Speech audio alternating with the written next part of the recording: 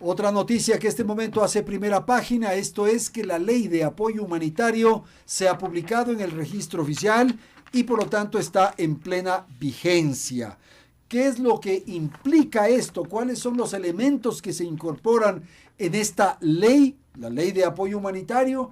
Hay asuntos muy sensibles como aquello que tiene que ver con las reformas a la relación laboral. Está en la línea telefónica Rodrigo Gómez de la Torre, presidente de la Cámara de Agricultura. Nos acompaña también el doctor Víctor Cabezas, abogado especialista en temas laborales. Gracias a nuestros invitados vamos a empezar, si es tan amable, una primera lectura, Rodrigo, de lo que se ha alcanzado y de lo que contiene la ley de apoyo humanitario. Buenas tardes, le escuchamos. Estimado Andrés, buenas tardes, don Víctor, y buenas tardes, casi noches a todos los radioescuchas. Pues creo que es importante ver que la ley de apoyo humanitario obviamente tenía que enfocarse en una de las principales preocupaciones al inicio de la pandemia, no solo del Ecuador, sino del mundo entero, que era la materia laboral. La OIT planteaba una serie de desvinculaciones por un sinnúmero de causas, las cuales las estamos viviendo y evidenciando. Y si bien la ley plantea algunos mecanismos a través del contrato excepcional, el cual lo vemos muy bueno, lamentablemente es un contrato que es para la pandemia y no está claro únicamente, no está claro si puede ser utilizado posteriormente, porque, como hemos hablado un sinnúmero de ocasiones, la sobrerigidez laboral no ha ayudado al Ecuador en los últimos años a generar empleo. No es solamente sostener fuentes de empleo, sino es generar empleo. Y en el mes de diciembre, antes de que esperemos tener una situación tan compleja como la actual, ya teníamos un 38,5% de empleo pleno en el Ecuador. Y solamente haciendo una proyección con las cifras de desvinculaciones que se han dado, deberíamos estar bordeando el 35% al momento o tal vez menos, sin perjuicio de las proyecciones de que se podrían estar perdiendo cerca de 800,000 puestos de trabajo este año en el Ecuador. Gracias por esta primera exposición de Rodrigo Gómez de la Torre. El turno para el abogado, para el doctor Víctor Cabezas. Hay una definición en esta ley que es la reducción de la jornada laboral y los acuerdos que se pueden establecer entre trabajadores y patronos. La jornada de trabajo podrá ser reducida hasta el 50% del horario y hasta el 45% de la remuneración.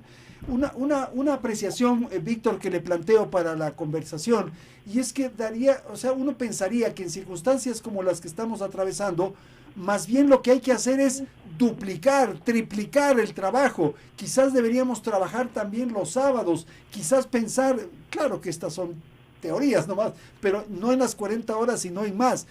Pero aquí más bien se reduce, se sigue achicando la economía en su conjunto a través del esfuerzo y del trabajo de cada uno de nosotros. Por favor, si es tan amable, doctor Víctor Cabezas.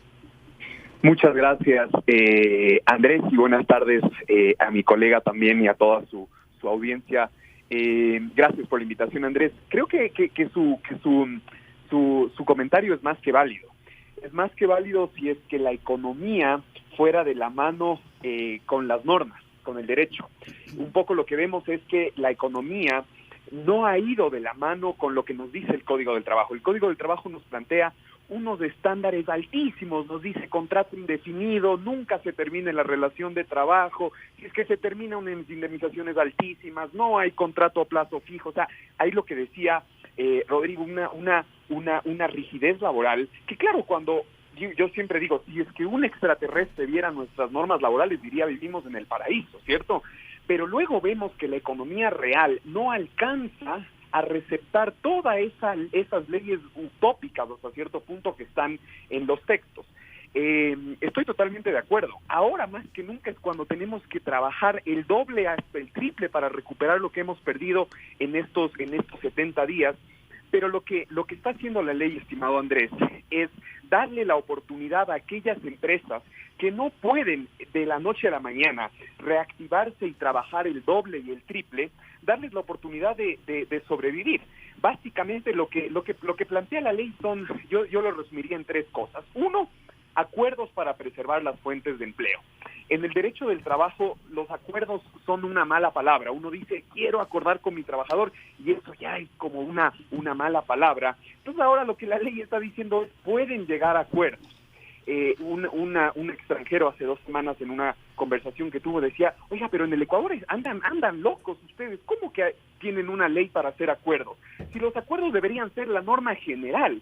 Y claro, había que explicarle que en el Ecuador somos muy rígidos, somos muy conservadores en el ámbito laboral y hubo que crear una ley para que podamos llegar a acuerdos. Bueno, esa es la primera gran cosa. Se va a poder llegar a acuerdos para preservar el interés mayor del trabajador, que es tener su puesto de empleo.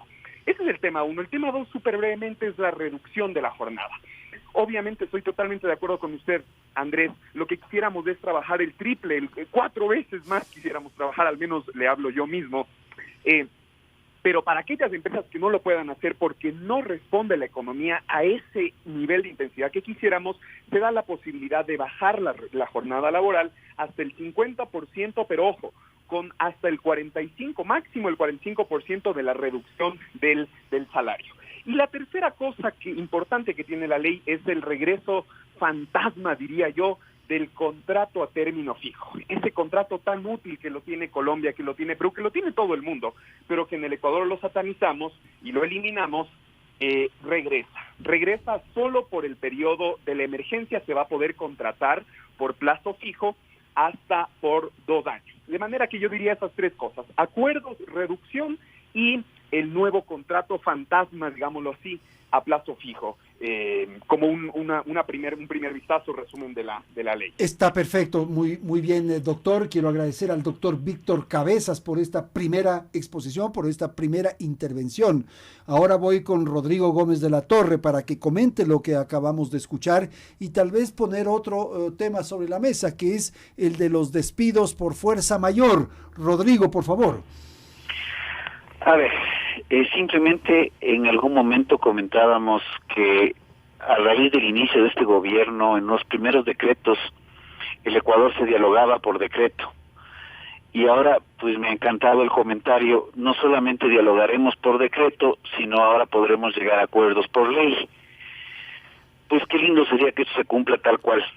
El tema del artículo 169, numeral 6, que no es un artículo nuevo en el Código del Trabajo, es un artículo de desvinculación por causas de fuerza mayor, donde hay un sinnúmero de aspectos, de hecho son 9 numerales.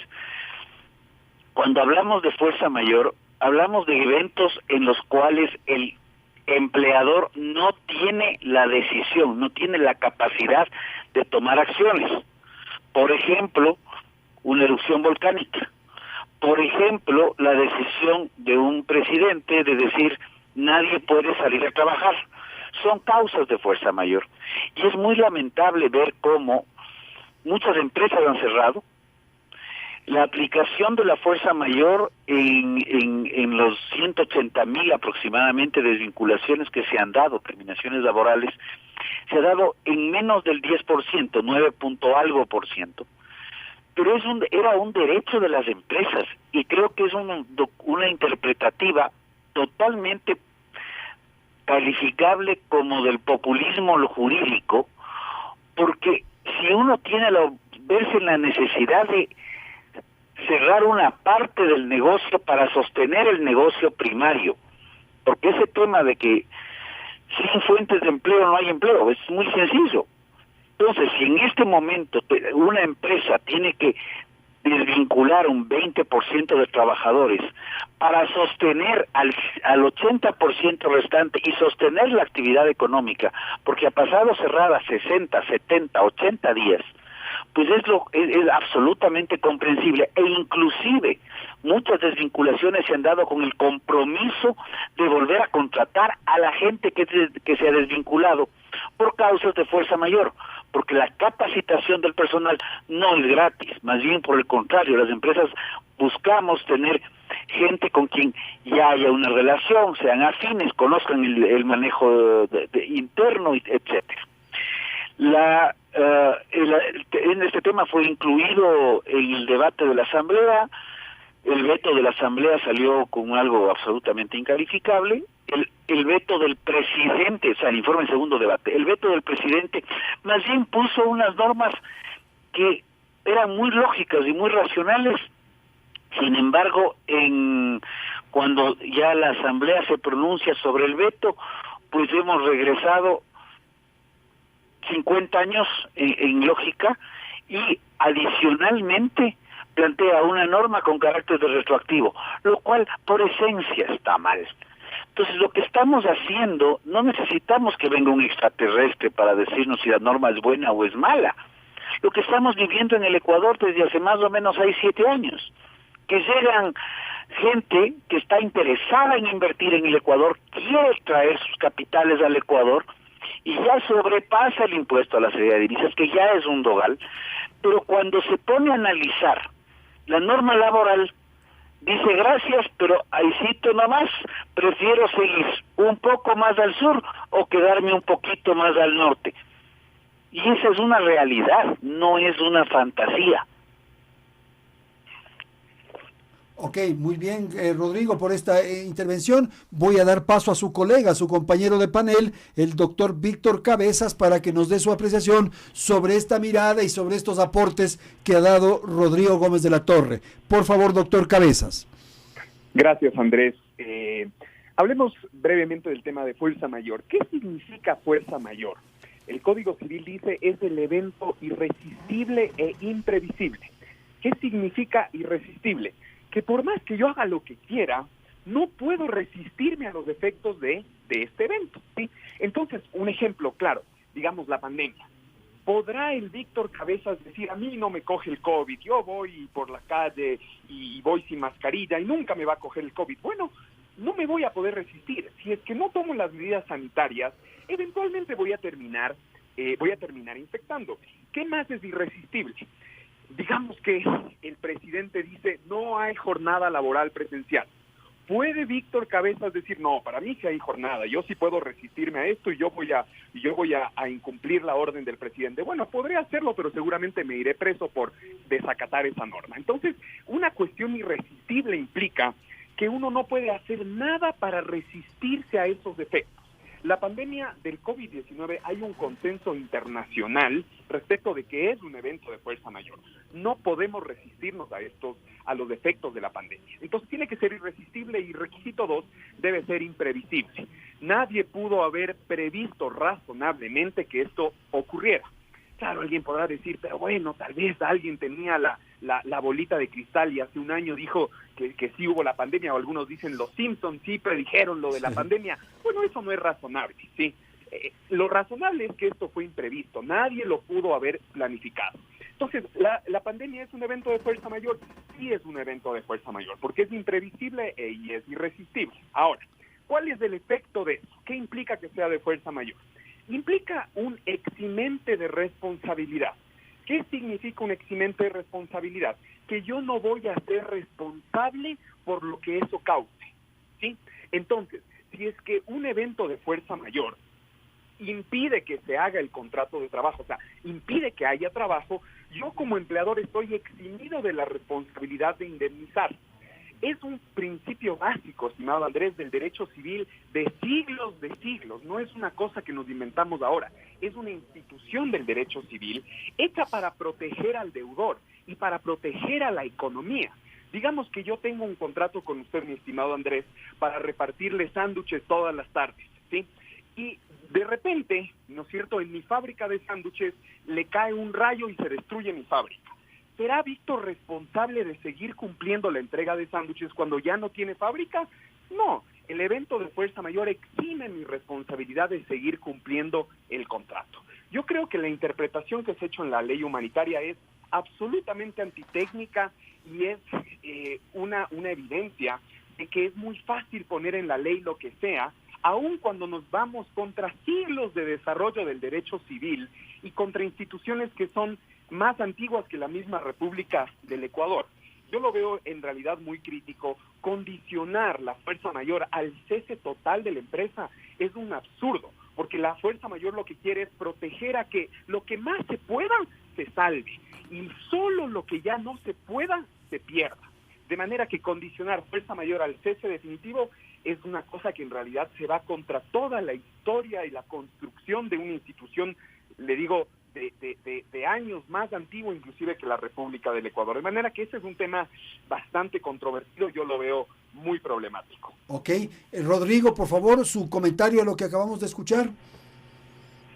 Pues que lo lógico es preparar una demanda de inconstitucionalidad ante los absurdos que de la Asamblea siguen saliendo. No creo que haya otra posibilidad, porque no podemos legislar de manera populista. Ya el Ecuador lo único que ha hecho es perder fuentes de empleo pleno, la sigue perdiendo. Necesitamos defender y sostener las fuentes de empleo, necesitamos defender el empleo. O sea, no tiene sentido seguir así. Sin embargo, sí creo que es importante ver que la ley fue planteada, fue cambiada. El mismo presidente retiró algunos artículos que ahora, por otro lado, los quieren volver a poner a través de decreto. Andrés, la ley plantea conceptos muy válidos en materia laboral y conceptos que ya estaban planteados en la ley, en el código vigente, y que algunos de estos ya estaban representados en el mismo en los mismos acuerdos del Consejo Nacional del Trabajo y Salarios. Es lamentable ver cómo seguimos caminando, pero no caminando, a pasos agigantados como el cangrejo de retro. No tiene sentido seguir ahuyentando la inversión, que es lo que más se requiere. O sea, si, como decía el presidente cuando planteaba la ley, y los asambleístas se oponían a las contribuciones, y el presidente en una cadena decía: señores, si no van a apoyar, por lo menos no molesten. Pues yo creo que son palabras muy válidas. Señores, si no van a apoyar al sector privado porque no hay plata, porque no hay fondos, porque no hay la maquinita de hacer billetes, y qué bueno que no la tengan, por lo menos no compliquen más la vida, porque no están defendiendo al empleo. La ley lo que está diciendo a una empresa que tiene serios problemas es: vea, por favor, es preferible que cierre y que pierda el 100% de empleo a que trate de sostenerse y salir adelante. No encuentro la lógica de este tipo de normas, y tal vez serán con miras a que ya estamos en un año preelectoral y que probablemente alguien está pensando en reelegirse, porque no hay otra razón de existir de este tipo de regulación. Pero Rodrigo, también hay el riesgo de que pueda aprovecharse esta circunstancia y que hayan gentes que quieran despedir a los empleados, a los trabajadores, digamos, aprovechándose la circunstancia y declarando cualquier cosa fuerza mayor. Entonces me parece que sí es conveniente que se limite, que se establezcan ciertas restricciones para que no se produzcan esos eventuales abusos o esos eventuales aprovechamientos de las circunstancias. Completamente de acuerdo. Y por eso es que hago referencia al veto presidencial, porque en el veto se limitaba dentro de la racionalidad, no se regresaba a la irracionalidad, en el cual solamente por cierre total de empresa podría darse. ¿Qué pasa con un restaurante? Un restaurante, digamos, que tiene 5 locales comerciales, 5 puntos de venta. Por cada local tiene 8 trabajadores, se me ocurre ahorita 8, entre cocineros, meseros y demás. No está vendiendo, 1, 2, 3 locales son propios, en otros tiene que pagar arriendos, pues se ve en la necesidad de devolver los arriendos y va a tener que cortar una parte del negocio para sostener el negocio. Luego que entremos a una mayor normalidad, podrá reabrirse nuevamente. Tiene que desvincular una parte porque no puede sostener el 100% cuando tiene que limitar su producción solamente a un 50 o 35%. Entonces, si es que no le damos ciertas herramientas de flexibilidad y la palabra incomoda a muchos, pero si no le damos ciertas herramientas de flexibilidad, simplemente va a tener que cerrar, como ya han cerrado muchas empresas y muchos locales, para ver qué hace el día de mañana, porque la otra alternativa es cerrar o quebrar. Entonces, la idea era poder limitar el daño para poder construir no sobre cenizas, sino construir sobre algo que quedó en medio camino. Ok, muchísimas gracias, Rodrigo, por esta exposición, por esta intervención, y voy a dar la palabra a Víctor Cabezas, con quien vamos a cerrar este panel. Por favor, abogado, le escuchamos. Gracias, Andrés. Yo creo que para mí hay una lección grande en la pandemia, una lección súper grande, y es que el bienestar no se crea solo por ley. La ley tiene que ser sumamente consciente de la capacidad de la economía para poder responder. Y yo pongo un ejemplo que me parece de pronto sencillo, pero también ilustrativo. Si es que usted es un padre de familia, mi estimado Andrés o Rodrigo, y viene su hijo y le dice, papá, tú con mamá son los jefes del hogar, ¿no es cierto? Sí, nosotros somos los jefes del hogar. ¿Por qué no hacen ustedes una ley que diga que nosotros vamos a salir del colegio, vamos a estudiar en Harvard, vamos a ser empresarios exitosos en Estados Unidos, vamos a generar muchos millones de dólares, vamos a regresar al Ecuador, vamos a invertir en el Ecuador, generar impuestos y contribuir de esa manera al crecimiento del Ecuador? Pongamos eso por ley para que se haga realidad. Yo estoy seguro que cualquier padre o madre de familia dirá, es absurdo. La ley, o sea, que yo ponga en un textito, ley del hogar, mis hijos irán a Harvard, serán ricos y regresarán al país a invertir. Yo puedo poner eso en la ley, pero si es que no me esfuerzo todos los días, si es que no soy mejor alumno en el colegio, si no soy innovador, si no me esfuerzo y soy eficiente para llegar a cumplir esos objetivos, por más que haya la hermosa ley del hogar, nunca eso va a poder ser posible. Algo así es lo que pasa en el Ecuador. Pensamos que podemos poner un hermoso texto desconectado de la realidad económica y lamentablemente es súper triste que cuando llega un evento como el que vemos, una pandemia, otros países que no tienen unas leyes tan quiméricas y tan en las estratosferas pueden salir adelante porque hay flexibilidad, hay espacio de movimiento, y en el Ecuador en cambio vemos un impacto tan grande. De manera que para mí la gran lección es: hay que hacer la ley con un sentido lógico y un sentido acorde a las capacidades económicas. Creo que eso sería como el cierre, Andrés, y muchas gracias por su oportunidad. No, a ustedes yo les quiero agradecer por haber aceptado esta invitación y haber participado con nuestra audiencia en torno a los temas que acabamos de escuchar y que giran fundamentalmente a las reformas laborales que se incluyen en la Ley de Apoyo Humanitario, que ahora mismo ya ha sido publicada en el registro oficial. Quiero agradecer a Rodrigo Gómez de la Torre, presidente de la Cámara de Agricultura, y gracias también al doctor Víctor Cabezas, especialista en temas laborales. Ellos han estado entonces aquí en la radio para comentar lo que acabamos de escuchar en torno a las reformas laborales. Simplemente para